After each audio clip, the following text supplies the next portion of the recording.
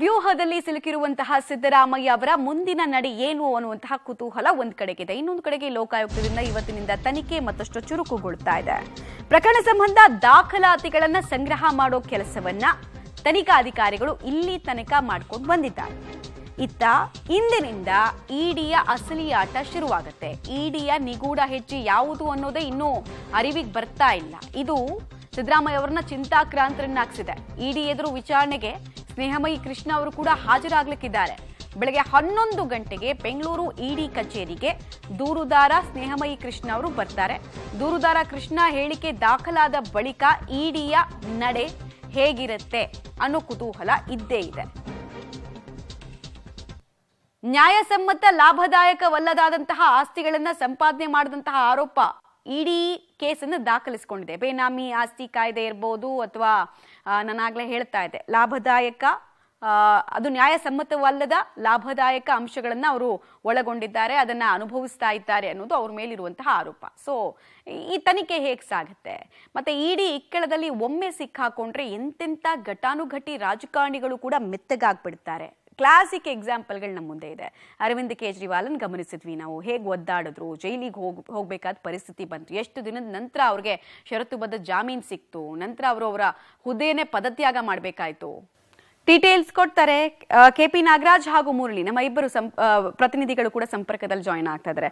KP Nagaraj, ಬಹಳ ಪ್ರಮುಖವಾಗಿರುವಂತಹ ಪ್ರಶ್ನೆ ನಮಗೆ, ಇಡಿ ತನಿಖೆ ಸಾಗುವಂತಹ ಹಾದಿ ಮತ್ತು ಸ್ನೇಹಮಯಿ ಕೃಷ್ಣ ಅವರು ಕೊಡುವಂತಹ ಇವತ್ತು ದಾಖಲೆಗಳು ಎಷ್ಟು ಪ್ರಾಮುಖ್ಯತೆಯನ್ನು ಪಡ್ಕೊಳ್ತಾ ಇದೆ ಅಂತ ಇವತ್ತು ಪ್ರಮುಖವಾಗಿ ಇಡಿಯ ಸಮಸ್ಯೆ ಹಿನ್ನೆಲೆಯಲ್ಲಿ ದೂರುದಾರ ಸ್ನೇಹಮಯಿ ಕೃಷ್ಣ ಬೆಂಗಳೂರಿನ ಇಡಿ ಕಚೇರಿಗೆ ಹೋಗ್ತಾ ಇದ್ದಾರೆ. 11 ಗಂಟೆಗೆ ಇಡಿ ಕಚೇರಿಗೆ ತಲುಪಿ ಒಟ್ಟು 14 ಪುಟಗಳ ದೂರು, 500 ಪುಟಗಳ ದಾಖಲೆಯನ್ನು ಈಗಾಗಲೇ ಸ್ನೇಹಮಯಿ ಕೃಷ್ಣ ಅವರು ಲೋಕಾಯುಕ್ತಕ್ಕೆ ಸಲ್ಲಿಸಿದ್ರು. ಅದೇ ದಾಖಲೆಗಳನ್ನು ಕೂಡ ಈಗ ಇಡಿ ಅವರು ಒಂದು ಕಾಪಿಯನ್ನು ತೆಗೆದುಕೊಂಡಿದ್ದಾರೆ.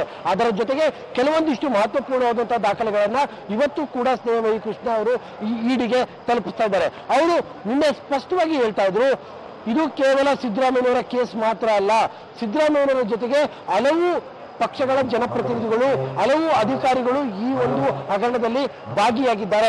ಅವರ ಕುರಿತಂತ ಎಲ್ಲಾ ರೀತಿಯಾದಂತಹ ಸವಿವರವಾದಂತಹ ದಾಖಲೆಗಳನ್ನ ನಾನು ಈಗಾಗಲೇ ಇಡಿಗೆ ನೀಡಿದ್ದೇನೆ.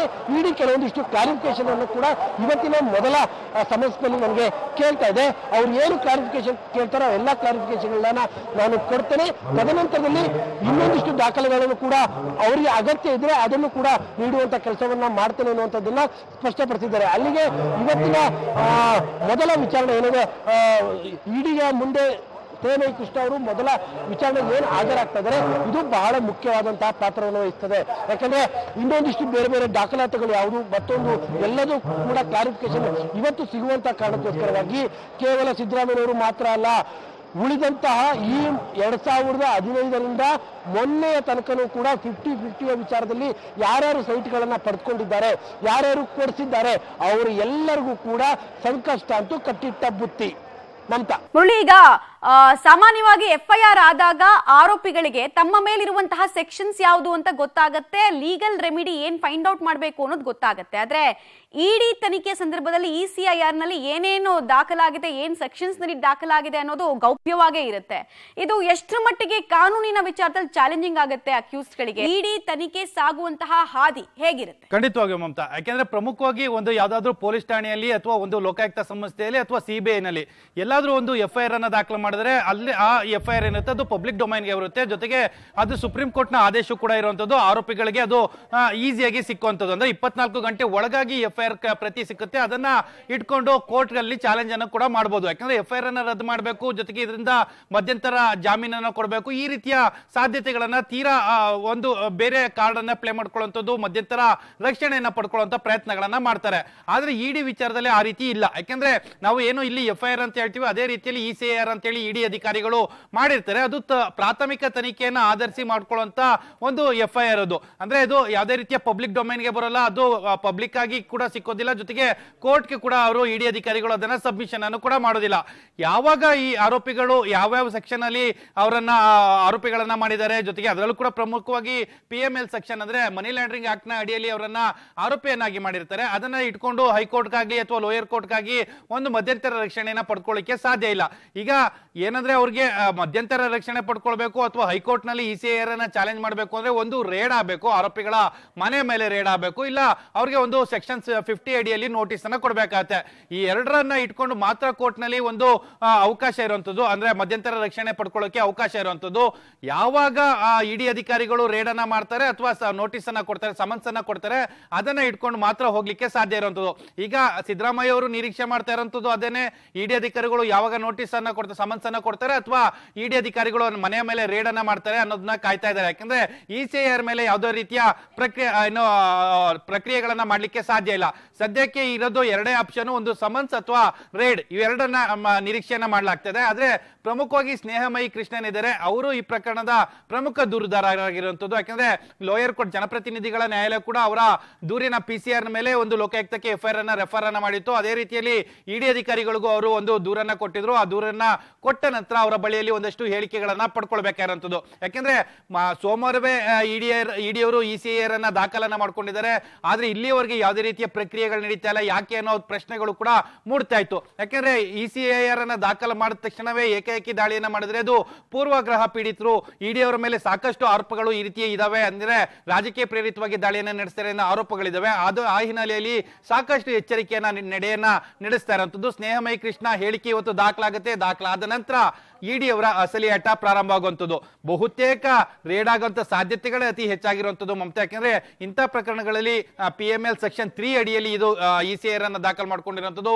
ಬಹುತೇಕ ರೇಡ್ ಮಾಡ್ತಾರೆ, ಅದಾದ ನಂತರ ವಿಚಾರಣೆಗೆ ನೋಟಿಸ್ ಅನ್ನ ಕೊಡ್ತಾರೆ. ಆ ಸಂದರ್ಭದಲ್ಲಿ ಇವರು ಹೈಕೋರ್ಟ್ಗೆ ಅಥವಾ ಸುಪ್ರೀಂ ಕೋರ್ಟ್ಗೆ ಮಧ್ಯಂತರ ರಕ್ಷಣೆಯನ್ನ ಪಡ್ಕೊಳ್ಳುವಂತ ಪ್ರಯತ್ನಗಳನ್ನ ಮಾಡಬಹುದು. ಅಲ್ಲಿಯ ತನಕ ಇಡಿಯವರ ರೇಡ್ ಅಥವಾ ಇಡಿಯವರ ನೋಟಿಸ್ ಅನ್ನ ನಿರೀಕ್ಷೆ ಮಾಡಬೇಕಾದಂತ ಅನಿವಾರ್ಯ ಪರಿಸ್ಥಿತಿ ಎದುರಾಗಿರುವಂತದ್ದು ಮಮತಾ. KP ನಾಗರಾಜ್, ಈಗ ಲೋಕಾಯುಕ್ತ ಅಧಿಕಾರಿಗಳು ತನಿಖೆಯನ್ನು ನಡೆಸ್ತಾ ಇದ್ರು, ಇನ್ನು ಸ್ಥಳ ಮಹಜರು, ಡಾಕ್ಯುಮೆಂಟೇಶನ್ ಅಂತಾನೆ ಕಾಲಹರಣ ಮಾಡ್ತಾ ಇದ್ದಾರೆ ಅನ್ನೋದು ದೂರುದಾರರ ಅಸಮಾಧಾನಕ್ಕೂ ಕೂಡ ಕಾರಣ ಆಗ್ತಾ ಇದೆ. ಈಗಲಾದ್ರೂ ಅಟ್ಲೀಸ್ಟ್ ಅಕ್ಯೂಸ್ಡ್ ಗಳಿಗೆ ನೋಟಿಸ್ ಕೊಟ್ಟು ಅವ್ರನ್ನ ವಿಚಾರಣೆಗೆ ಒಳಪಡಿಸ್ತಾರ ಅನ್ನೋ ಪ್ರಶ್ನೆ ಇದೆ. ಸೊ ಇವತ್ತಿನ ತನಿಖೆ ಹೇಗ್ ಸಾಗತ್ತೆ, ಯಾವುದ್ರ ಮೇಲೆ ಕೇಂದ್ರೀಕೃತವೂ ಆಗಿರುತ್ತೆ? KP ಅಂತ ಕಾಲಹರಣದ ಪ್ರಶ್ನೆನೇ ಬರೋದಿಲ್ಲ. ಲೋಕಾಯುಕ್ತರು ಯಾವತ್ತು FIR ಅನ್ನ ದಾಖಲು ಮಾಡಿಕೊಂಡ್ರು ಅವತ್ತಿನಿಂದಲೂ ಕೂಡ ತಮ್ಮದೇ ಆದಂತಹ ಪ್ರೊಸೀಜರ್ ಪ್ರಕಾರವಾಗಿ ಕಾರ್ಯವನ್ನು ನಿರ್ವಹಿಸ್ತಾ ಇದ್ದಾರೆ. ಈಗಾಗಲೇ ದೂರುದಾರರಿಗೆ ಮೊದಲ ನೋಟಿಸ್ ಅನ್ನು ಕೊಟ್ಟು ಈಗಾಗಲೇ ಇಡೀ ಪ್ರಕರಣದ ಮೂಲವಾದಂತಹ ಕೇಂದ್ರ ಯಾವುದಿತ್ತು, ಒಂದು ವಿವಾದ ಕೆಸರೆಯ ಸರ್ವೆ ನಂಬರ್ 156 ಏನಿದೆ ಅದರ ಸರ್ವೆ ಕಾರ್ಯವನ್ನು ಮಹಾಜರನ್ನು ಕೂಡ ಸಂಪೂರ್ಣವಾಗಿ ಪ್ರಕ್ರಿಯೆಯನ್ನು ಮುಗಿಸಿದ್ದಾರೆ. ಇವತ್ತು ವಿಜಯನಗರದಲ್ಲಿ ಏನು ಪಾರ್ವತಮ್ಮ ಸಿದ್ದರಾಮಯ್ಯ ಅವರಿಗೆ ಮೂಡದಿಂದ ಸ್ಯಾಂಕ್ಷನ್ ಆಗಿದ್ದಂತಹ ಒಟ್ಟು 14 ಸೈಟ್ ಏನಿತ್ತು ಅವುಗಳ ಸ್ಥಳ ಮಹಾಜರನ್ನ ಇವತ್ತು ಲೋಕಾಯುಕ್ತ ಪೊಲೀಸರು ಮಾಡಬೇಕಾಗಿತ್ತು. ಆದ್ರೆ ದೂರುದಾರರ ಸಮಕ್ಷಮದಲ್ಲೇ ಅದರ ಮಹಾಜರ್ ಮಾಡಬೇಕಾಗಿರುವಂತಹ ಹಿನ್ನೆಲೆಯಲ್ಲಿ ಇವತ್ತು ದೂರುದಾರ ಸ್ನೇಹಮಯಿ ಕೃಷ್ಣ ಇಡಿಯ ಮುಂದೆ ಹಾಜರಾಗ್ತಾ ಇರುವಂತಹ ಕಾರಣಕ್ಕೋಸ್ಕರವಾಗಿ ಅವರು ಅದನ್ನ ರಿಕ್ವೆಸ್ಟ್ ಮಾಡ್ಕೊಂಡಿದ್ದಾರೆ. ನನಗಿವತ್ತು ನಾನು ಇಡಿಗೆ ಹೋಗ್ಬೇಕಾಗಿರೋದ್ರಿಂದ ನಾಳೆಗೆ ಅದನ್ನ ಪೋಸ್ಟ್ಪೋನ್ ಮಾಡಿ ಅಂತ. ಹಾಗಾಗಿ ನಾಳೆ ವಿಜಯನಗರದಲ್ಲಿರುವಂತಹ ಒಟ್ಟು 14 ಸೈಟ್ಗಳ ಮಹಾಜರ್ ಪ್ರಕ್ರಿಯೆಯನ್ನು ಕೂಡ ಮಾಡ್ತಾರೆ. ಬಹುತೇಕ ಇವತ್ತು ಈ ವಾರದ ಒಳಗಡೆ ಈ ಮಹಾಜರ್ ಪ್ರಕ್ರಿಯೆಗಳು ಸಂಪೂರ್ಣವಾಗ್ತವೆ. ತದನಂತರದಲ್ಲಿ ಶುರುವಾಗುವಂತಹದ್ದು ದಾಖಲೆಗಳ ಸಂಗ್ರಹ. ದಾಖಲೆಗಳನ್ನ ನ್ಯಾಯಮೂರ್ತಿ ದೇಸಾಯಿ ಅವರ ಸಮಿತಿ ಮುಂದೆ ಇರುವಂತಹ ದಾಖಲೆಗಳನ್ನ ಮತ್ತು ನಗರಾಭಿವೃದ್ಧಿ ಪ್ರಾಧಿಕಾರದ ಬಳಿ ಇರುವಂತಹ ದಾಖಲೆಗಳನ್ನ ಲೋಕಾಯುಕ್ತರು ಪಡೆದುಕೊಳ್ತಾ ಹೋಗ್ತಾರೆ. ನಾವು ಮೊದಲಿಂದಲೂ ಕೂಡ ಹೇಳ್ತಾ ಇದ್ದೇವೆ ಮಮತಾ, ಈ ಪ್ರಕರಣದಲ್ಲಿ ಎಲ್ಲಾ ಆರೋಪಿ ಸ್ಥಾನದಲ್ಲಿರುವಂತಹ ಎಲ್ಲರಿಗೂ ಕೂಡ ನೋಟಿಸ್ ಕೊಡಲೇಬೇಕಾದಂತಹ ಅಗತ್ಯಗಳು ಇಲ್ಲ, ಕೊಡಲೇಬಾರದು ಅಂತಲೂ ಕೂಡ ಇಲ್ಲ. ಅದು ಇನ್ವೆಸ್ಟಿಗೇಷನ್ ಆಫೀಸರ್ ಅವರ ಒಂದು ತೀರ್ಮಾನಕ್ಕೆ ಬಿಟ್ಟದ್ದಂಥದ್ದು. ಅವರಿಗೆ ಆರೋಪಿ ಸ್ಥಾನದಲ್ಲಿರುವಂತವರನ್ನ ಕರೆಸಲೇಬೇಕಾದಂತ ಅನಿವಾರ್ಯತೆ ಇದೆ, ಕರೆಸಬಹುದು. ಕರೆಸಲೇಬೇಕು ಅನ್ನುವಂತ ನಿಯಮಗಳು ಇಲ್ಲ. ಹಾಗಾಗಿನೇ ಲೋಕಾಯುಕ್ತ ತನಿಖೆ ಮೇಲೆ ಆರಂಭದಲ್ಲಿ ದೂರುದಾರ ಸ್ನೇಹಮಯಿ ಕೃಷ್ಣ ಆರಂಭದಲ್ಲಿ ಅಸಮಾಧಾನ ವ್ಯಕ್ತಪಡಿಸಿದ್ರು. ಆದ್ರೆ ನಿನ್ನೆ ಮಾತಾಡ್ತಾ ನನಗೆ ಲೋಕಾಯುಕ್ತರ ಪ್ರೊಸೀಜರ್ಸ್ ಕರೆಕ್ಟ್ ಅನ್ನಿಸ್ತಾ ಇದೆ ಅನ್ನುವಂತ ಮಾತನ್ನು ಕೂಡ ವ್ಯಕ್ತಪಡಿಸ್ತಾ ಇದ್ದಾರೆ.